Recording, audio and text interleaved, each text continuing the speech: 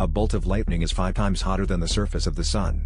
That's right, while the sun's surface blazes at about 10,000 degrees Fahrenheit, a single lightning strike can reach up to 50,000 degrees in an instant. Every day, lightning crashes into the earth more than 8 million times, turning the sky into a stage for nature's most electrifying show.